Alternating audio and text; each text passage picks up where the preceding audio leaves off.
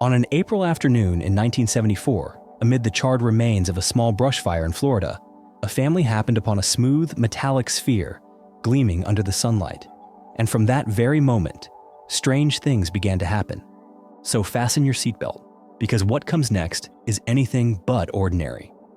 But first, you'll have incredible luck if you like and subscribe before this video ends.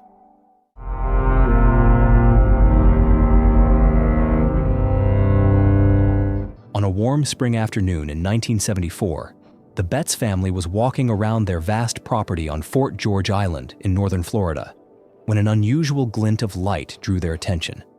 Lying before them was a perfectly round, silver-bright object, resting quietly among the charred grass. It wasn't large, only about 8 inches in diameter, but it weighed over 20 pounds. Its outer shell was strangely flawless, smooth, polished, without a single scratch, without any sign of rust or damage. No one in the family could explain where it had come from or why it was there in the first place. Some guessed it might be an old cannonball from the Spanish colonial era. Others thought it was a piece of industrial machinery that had been discarded. But whatever it was, the sphere carried an undeniable and inexplicable pull. At first, the Betts family believed they had simply stumbled upon an old and curious object, nothing more than an interesting relic. They brought it home, thinking of it as a unique decoration. But what they didn't realize was that this seemingly harmless object was the beginning of one of the strangest and most enduring mysteries ever recorded on American soil.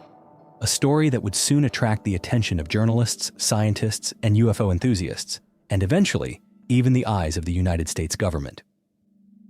In the first few days after bringing the sphere home, the Betts family didn't pay it much attention. Despite its unusual shape and construction, they assumed it was nothing more than an old relic, perhaps something that had fallen off a piece of industrial equipment or been left behind from some earlier era in history. But then, the first strange thing happened. At the time, Terry Betts, the eldest son in the family, was sitting in the living room, playing his guitar as he often did. That's when he noticed something odd. As the sound of the guitar filled the room, the sphere began to vibrate, just slightly, almost imperceptibly. At first, Terry chalked it up to simple mechanical resonance, the kind of subtle vibration you'd expect when sound waves bounce off a hollow metal surface. But within minutes, what he witnessed went beyond anything that conventional physics could easily explain. The sphere wasn't just vibrating, it seemed to be keeping rhythm, not randomly, but in a way that felt deliberate, almost as if it was responding to the music. As the family began to observe more closely, they quickly realized the sphere wasn't just reacting to sound. It could move. The object began to roll slowly across the floor, as if pulled by an invisible force. And more strangely still, it would change direction mid-motion, without hitting anything at all. It even rolled gently up a slanted surface, defying the very pull of gravity that should have dragged it down. It didn't take long before word of the moving sphere began to spread. Within less than a week of the first strange occurrences, the Betts family home started drawing attention from all directions. A local newspaper in Jacksonville ran the first story under the headline, "The Strange Sphere, a New Mystery at the Betts Castle," alluding not only to the strange phenomenon itself, but also to the house, long a source of rumors in the area. The Betts residence, isolated on Fort George Island, was no ordinary house. It had once been a long-abandoned mansion with classical architecture and more than a few whispered tales about something lingering in its quiet halls. When the Betts family purchased the property, they renovated it completely, transforming it into a spacious and peaceful home. And unlike the kinds of people often found at the center of stories like these, Jerry Betts was not superstitious, nor was she easily swayed. She was, in fact, a prominent figure in the local community, running a mid-sized transportation company and known widely as a sharp, no-nonsense businesswoman. She had taken part in various civic initiatives and even appeared in the media as a spokesperson for small business owners in the region, which is precisely why her public confirmation of the strange behavior surrounding the sphere made it impossible for the public to dismiss the story outright. To many observers, if a woman like Jerry Betts, someone who had a reputation to uphold, was willing to put her credibility behind such a hard-to-believe account, then maybe the sphere really wasn't just a harmless ball of steel after all. Soon, the media came pouring in. Reporters, photographers, independent documentarians, and even those who claimed to be experts in extraterrestrial phenomena began showing up at the family's door. Some brought audio recorders, electromagnetic sensors, or handheld film cameras. All of them wanted to witness the sphere in motion, just as the rumors had described. And remarkably, more than a few of them walked away with looks of astonishment on their faces. As the first reports about the sphere spread beyond the borders of Florida, the story began to draw attention not only from the media, but also from branches of the United States government. Among them, the agency that showed the most direct and overt interest was the U.S. Navy. Some high-ranking officials in the region speculated that the sphere could be the remnant of an undisclosed test, or perhaps a surviving piece of Cold War-era military surveillance equipment. With the full consent of the Betts family, the sphere was transported to Cecil Field Naval Air Station in Jacksonville for a preliminary examination. There, technicians began by performing X-ray imaging on the object. They hoped the scans might reveal its internal structure, or at the very least, something about its material composition. But what they found only deepened the mystery. Standard X-ray equipment could not penetrate the sphere's outer shell. Though the metallic surface appeared to be stainless steel, its density and reflectivity far exceeded the limits of the scanning instruments at the facility. This forced the team to relocate the sphere to another facility in the same city, one equipped with higher-powered imaging equipment. Only there were the first images of the sphere's interior finally captured. According to the initial internal report, the metallic shell measured roughly half an inch thick, enclosing a hollow chamber. Inside that space, technicians observed 3 smaller metal objects, roughly spherical in shape, along with a small amount of fine powder settled at the bottom, believed to be sand or some unknown particulate matter. The experts refrained from drawing any concrete conclusions, but one thing became clear: the object's internal design didn't match any known commercial or military device. Another detail that drew attention was a small triangular marking etched onto the sphere's surface. Some experts speculated that this marking might be connected to its unusual movement patterns, perhaps acting as a point of slight imbalance that allowed the sphere to roll unpredictably. But that explanation was quickly dismissed, especially by the Betts family and multiple independent witnesses who had observed the sphere firsthand. According to them, the object didn't merely roll. It stopped, changed direction, and appeared to avoid obstacles. None of that could be explained by a simple shift in weight distribution. Once testing was complete, the U.S. Navy released no official findings. When asked by the press, a spokesperson merely stated that the object was not dangerous and not a piece of U.S. military equipment. The public, however, was unconvinced. If it wasn't a military device, they asked, why had the Navy invested so many resources in examining it? That question ignited a wave of speculation. Some suggested the sphere was part of a classified research program that had been lost during operations. Others leaned toward a far more radical theory, that the object hadn't come from any known industrial process on Earth, but might be of extraterrestrial origin. And just as the debate fractured into competing theories, an unexpected figure stepped into the investigation. Someone whose name alone was enough to make both the scientific community and the UFO world stop and take notice. Amid the swirling media attention and unresolved theories, a remarkable figure from the scientific world suddenly stepped into the spotlight. It was Dr. J. Allen Hynek, a name instantly recognizable to anyone who had followed the study of unidentified flying objects during the 20th century.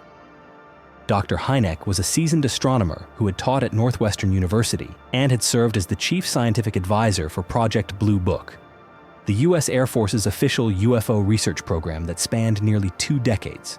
Though he began his career as a firm rationalist and skeptic, Hynek would eventually become one of the most respected voices calling for serious scientific inquiry into unexplained phenomena. And the moment he expressed interest in the Betts sphere, the tone of the entire discussion shifted.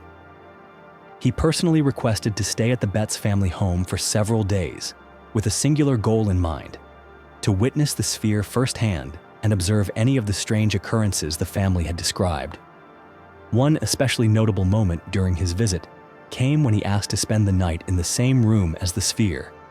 When asked why, he responded simply, I want to know if it responds when no one is watching. During his stay, Hynek conducted a series of small experiments. He measured the sphere's magnetism, tested its reaction to sound, and carefully documented every motion, vibration, and unusual occurrence. And yet, despite the growing curiosity around his findings, he never released a formal report about the visit. Still, several people who were present during those days confirmed that Hynek had personally witnessed many of the same anomalies the family had described. His involvement also set in motion a chain of notable events. In 1975, the National Enquirer organized a scientific symposium that brought together experts from a range of disciplines, including psychology, physics, and biology. The goal of the event was to evaluate a number of unexplained phenomena. And among the objects selected for examination was the Betz sphere. At the conference, the sphere wasn't just observed, it was subjected to several independent tests. And once again, it was reported to move on its own in inexplicable ways, even rolling uphill at times against the expected pull of gravity.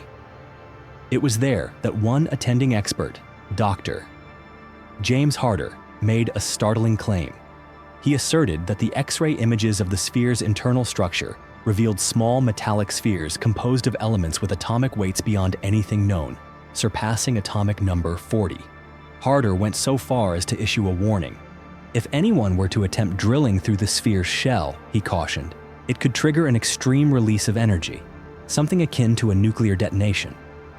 Some observers proposed that the Betz sphere might be the remnant of an incredibly sophisticated gyroscopic device, a self-stabilizing system that could have been used in a classified military experiment. Its gravity-defying movement, the way it reversed direction against applied force, and its layered internal structure all seem to echo the tightly engineered designs found in inertial guidance systems used in satellites or cruise missiles. Others offered a far more audacious theory, that the sphere didn't come from Earth at all. From their perspective, it was an extraterrestrial probe, sent here to observe the planet discreetly. Meanwhile, an unexpected story from the recent past resurfaced. A local artist named James Durling Jones claimed that in 1971, 3 years before the sphere was discovered, he had transported a large number of similar metal spheres on the roof of his Volkswagen. According to him, one of those may have fallen off somewhere near Jacksonville. He described them as part of an unfinished art installation. Another theory made its way into the newspapers as well. Perhaps the sphere was nothing more than a ball check valve, a standard mechanical component commonly used in heavy industrial systems, such as oil refineries or hydraulic pumps. And so, as public opinion began to polarize, one side insisting it was nothing more than overblown imagination, the other convinced it was proof of a technology far beyond anything humanity had yet grasped, the story took yet another unexpected turn. In 2023, during a public hearing before the United States Senate, the Department of Defense officially released a video captured by a Reaper drone flying over the Middle East. In the footage, a metallic sphere could be seen moving at high speed, hovering in midair, without wings, without any visible propulsion system, and emitting no heat signature. To military analysts, that meant the object was not created by any known form of existing technology.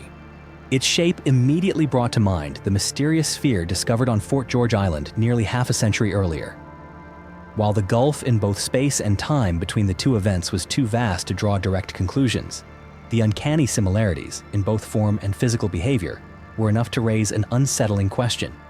Could there be a connection between these objects? And notably, this was not the first time the US military had recorded something similar. Back in 2016, another reconnaissance aircraft operating over Mosul, Iraq, had captured footage of a nearly identical spherical object, one that, again, could not be tracked using conventional radar. While such reports were once buried in secrecy, they are now slowly entering the public domain. At the same time, scientists were beginning to search for answers along a different path. One of the most ambitious efforts took place in 2023, when a team of researchers led by Harvard astrophysicist Avi Loeb launched an ocean expedition off the coast of Papua New Guinea. Their goal was to recover fragments from a meteor that had fallen into the sea back in 2014. The results exceeded all expectations. After 2 weeks of combing through layers of seabed sediment, The team retrieved hundreds of tiny metallic spheres, each just a few millimeters in diameter, but with a chemical composition unlike anything ever found on Earth.